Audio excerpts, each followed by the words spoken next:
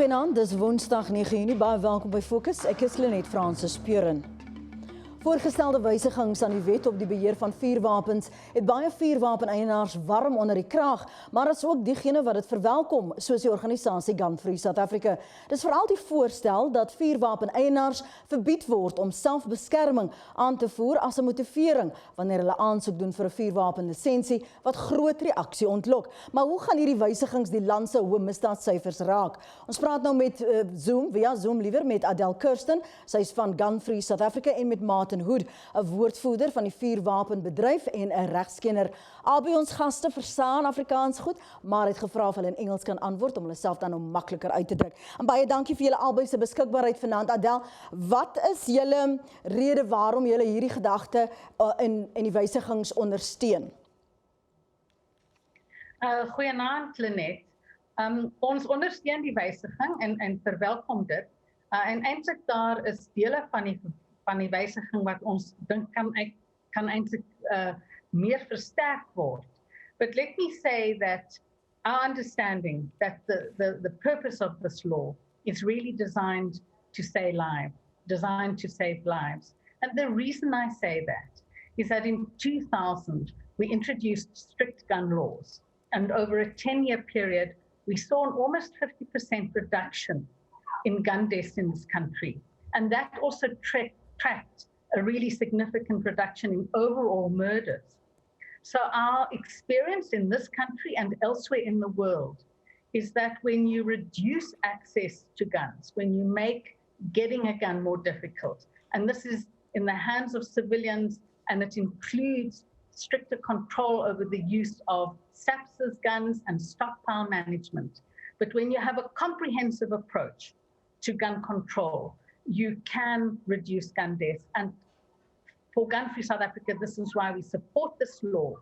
And if you look at the amendments in its entirety, that's clearly a really strong principle underpinning this amendment. And this is about reducing gun deaths.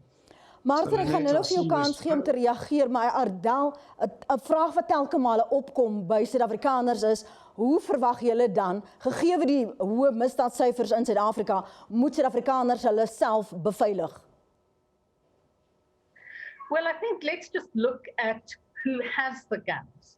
And I guess I want to make 2 points. One is it's usually actually young men between the age of 15 and 29 who most often and are our primary victims of gun-related violence.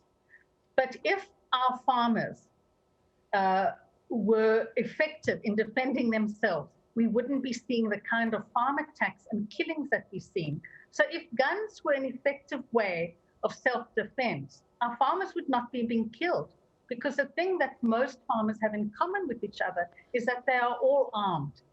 So the experience in this country and the data shows that having a gun is not an effective way to defend yourself. And in fact, the converse is true, that we see in studies done by UNICEF, by Mr. Zinn, that in home invasions, the presence of a gun increases the potential for an escalation of violence and increases the potential for...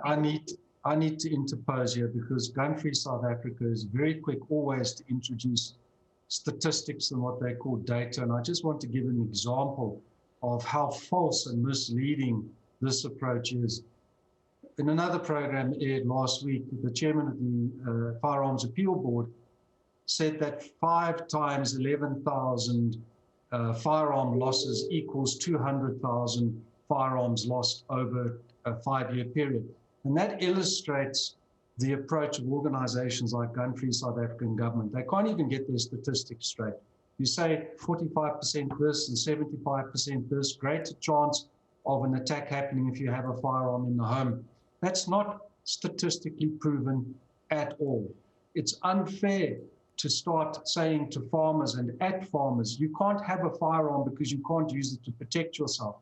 What this proposed legislation is going to do is not only will it disarm responsible, law-abiding people who have not committed an offense, not contravened the Firearms Control Act, it's actually going to lead to people getting killed. And the blood of those people, Adele, is going to be on your doorstep and that of the Secretariat of Police. There is no evidence that suggests that farmers cannot and do not successfully defend themselves with firearms, and there is no research that has been done to show that firearm owners do not successfully defend themselves, because the South African Police Services will not take a police report and will not document incidents where law-abiding firearm owners successfully use their firearm to prevent an armed or a vicious attack from criminals.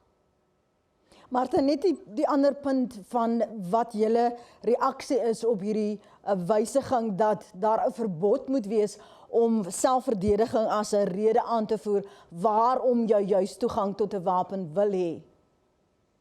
Well, I think it's important to tell everybody that a firearm for self-defense has always been the most difficult license to get in terms of the Firearms Control Act. It needs to be thoroughly motivated, and there is a requirement in the legislation to prove a need. And the fact that the South African Police Services have issued hundreds of thousands of firearm licenses for self-defense demonstrates that there currently is a need in this country for people to protect themselves. There's no logic or substance to take the step from granting firearm licenses for self-defense to completely and utterly eliminating them in one administrative legal step. There is no rationale for it. In fact, if we look at our crime statistics, we can see that criminal activity is constantly, year on year, increasing. And I'm not going to delve in statistics and say this percent and that percent, but we all know that crime is increasing because many of us have direct experience, and all of us know people who've been victims of crime. So it's ludicrous to suggest at this stage of our development that A, we should take away firearms for self-defense, and B, that by taking away firearms for self-defense, people's lives are going to be saved. People's lives are going to be taken away if we can't own firearms for self-defense, and if the security industry is not allowed to possess firearms to protect themselves and to protect people that contract them for their services. Martin, ek wil jy moet tog reageer op die punt wat Adele vroeër vanaand gemaak het, dat daar wel aansienlike vermindering was in ons misdaad in Suid-Afrika sedert die bekendstelling. It's simply not true. Just like Adele's statistic where she says that the majority of firearm owners are aged up to 29. That data is not available, first of all, and if Adele's got that data, then she's got access to data that the rest of civil society doesn't have, and that begs certain questions about the relationship between Gun-Free South Africa and the authorities. But the fact is, there's no substance to what she said whatsoever. There's no empirical evidence, there's no data, other than data collected by people such as Gun-Free South Africa and such as Richard Matsopoulos, who is a director or was a director of Gun-Free South Africa, where they start with a predetermined outcome and they work backwards to justify that predetermined outcome. And I also want to add that we've asked the South African Police Services through a request for access to information for certain data. And they've come back to us and said that they don't have that data. We've asked the Minister of Police about the so-called extensive research that he himself said out of his own mouth that has been conducted to justify these proposals. And we've been met by a complete and utter stony silence as to where this research is and what that research is. Gun-Free South Africa has been asked for the research. And their response to the civil society organization Safe Citizen was, oh, we better go back to the Secretariat of Police because they've got the studies. Secretariat of Police won't disclose those studies. So we're going around in a statistical circle here, pointing fingers at each other, saying that our statistics justify a particular position, when those statistics and that data simply does not exist. Nou kom ons wag tot na die breek en dan praat ons verder. Adele, I'm going to give you a chance just after the break. Stay with us. Net hierna sit ons die gesprek voor. Daar is nog baie vrae soos jy kan hoor. Bly ingeskakel.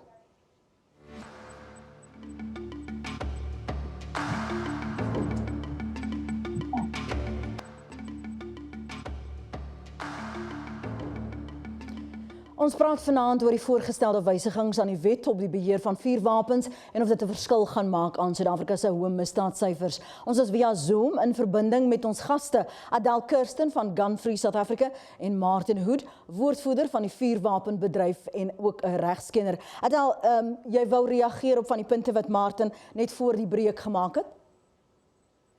Yes, I mean, it's a real pity that the misinformation that Martin is peddling.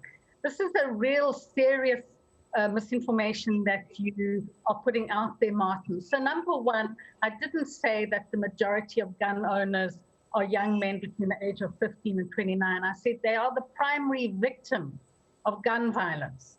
That data is in our annual SABC crime data, and it's a global phenomenon. So do not twist my words. Adele, that group of persons, Adele, that group of persons, Adele, that group of persons, are they criminals or are they law-abiding citizens? The people that get killed. Well, what I'm saying is answer the question, Adele. Are those people between 15 and 29, are they criminals or are they licensed firearm owners? Perpetrators and they are often victims. But what I'm telling you is that that's what our... But they're not licensed firearm owners, are they? No, I don't know. We don't know. Some of them might be. Kan ek net gou terugkom, Adele, waarop die ondersteuning wat julle het vir hierdie wysigings? Vir ons kykers wat nie vertroud is met die wysigings nie, omdat hulle nie vuurwapens het nie, of omdat hulle so getraumatiseer is dat hulle nie belangstel in die gesprek meer nie. Waarop is hierdie wysigings gegrond en waarom voel Gun Free South Africa dis nodig dat daar so indringend ingegryp moet word? Well, because the data shows that when you reduce access to guns, you reduce gun deaths. And Martin has queried that research. It's medical research data that shows that in 1998, before our new gun law, the Firearms Control Act, was put into place, we had 34 gun deaths a day. And that was reduced to 18 over a 10-year period. And we know there is overwhelming evidence across the world that reducing access to guns reduces gun deaths. Adele, I've read Martin, that research. I've read that research. The other reason we support the Act is that there are significant increases in accountability for SAPs.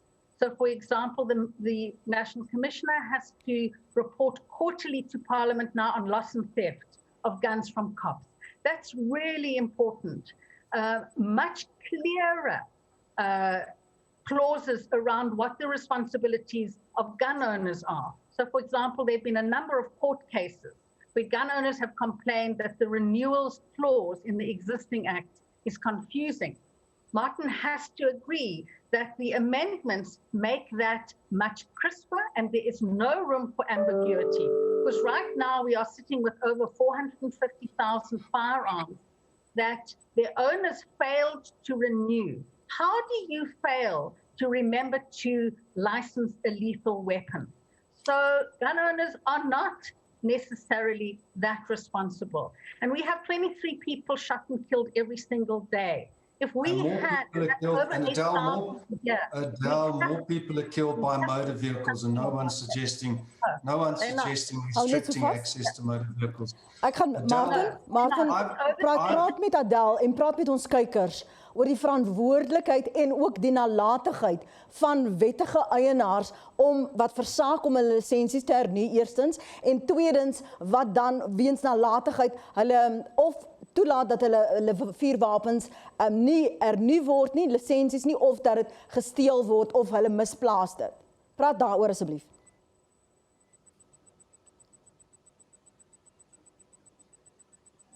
Martin? Sorry, I thought you were asking Adele. I wanted to just go back to one issue that Adele raised, and that is the research that she's referring to. That particular researcher could not even get the date of the actual implementation of the Firearms Control Act correct. So when someone can't understand when legislation commences, I have no faith in that research. And Adele's talking about beefing up the legislation and there being more accountability. It's well known that the Central Firearms Registry, as a result of pictures that have appeared in social media, is completely incapable of administering the Act as it currently is. These proposed amendments are premature because the Central Firearms Registry cannot implement the current legislation the way it is. And that lack of implementation is why we cannot sit here and say that there is accurate data, because the records of the South African Police Services are not up to date. It's very easy to say, for example, and I'm now quoting from the impact assessment from the proposed amendments, that 75% of women killed by firearms are killed by a licensed firearm. That is simply not possible. It's statistically not possible, because in order to derive a statistic like that, there has to be convictions for murder. And we do not have a 75% conviction rate for murder in this country. The second reason why it cannot be accurate is the South African Police Services open a docket of murder or attempted murder where a firearm is used and someone is injured or killed.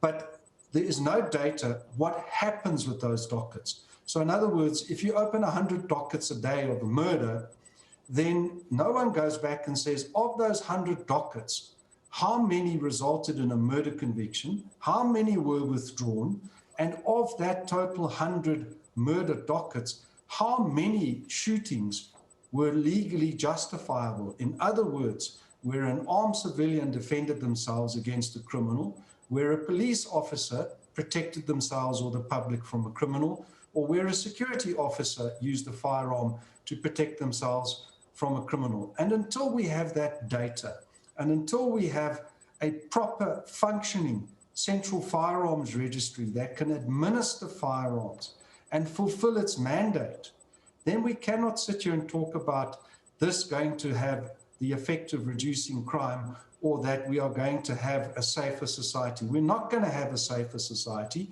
because we're not addressing criminals. Ek gaan julle albei gou nie daar, maar ek gaan jou daar onderbreek, want ek wil hê ons moet ons ongelukkig weens tyd moet ons op die feite en die voorgestelde fokus. Ek gaan julle vra albei om na die breek daarop te fokus, dat ons nie verstrengel raak in wie se statistiek is geloofwaardig al dan nie. Bly ingeskakel, ons praat net hierna verder. Ons is nou terug.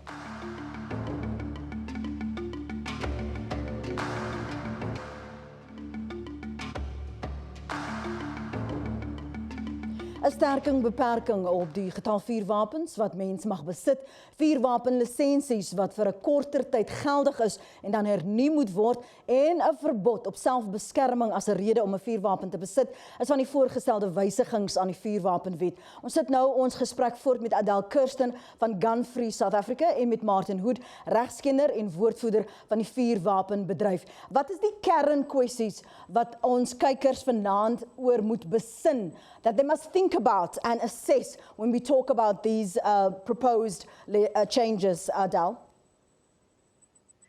So there are a number. I think the one is that the barrier has been raised for a firearm applicant in terms of their history of violence, and particularly men abusing their wives. So in the past, you had to have a conviction under the Domestic Violence Act before it was seen as a criteria to exclude you from even applying for your competency certificate. That has been changed. An interim protection order is sufficient grounds now to immediately suspend a firearm license application. And if you're an existing gun owner and you have an interim protection order against you, that weapon has to be removed immediately.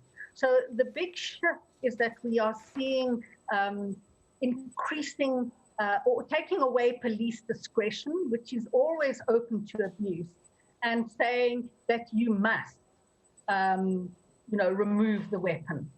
So those are really welcome amendments. I think the other thing that you're seeing in the Act is lessons learned over the last 20 years. I think there have been some real challenges in implementing the law and enforcing it. And you mentioned the thing about bringing the competency certificate and the licensing in line so that all categories of gun owners are now, the suggestion is, the amendment is that it's 5 years.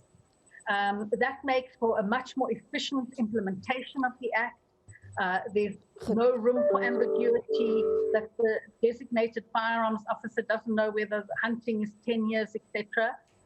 So much crisper language in the Act, much clearer clauses around what the responsibilities are of the designated firearms officer and what the responsibilities are of existing gun owners and potential gun owners. Ongelukkig moet ons dit daar laat. Adele, Kirsten, ek sal jou moet groet en Martin Hoed, ek sal julle albei moet groet. Baie dankie dat julle beskikbaar was vir hierdie kort gesprek. En natuurlik weerspieël die feit dat julle verskil oor so baie punte, juis wat in die Suid-Afrikaanse gemeenskap aan die gang is oor hierdie voorgestelde wysigings. Dankie dat julle vanaand by ons aangesluit het.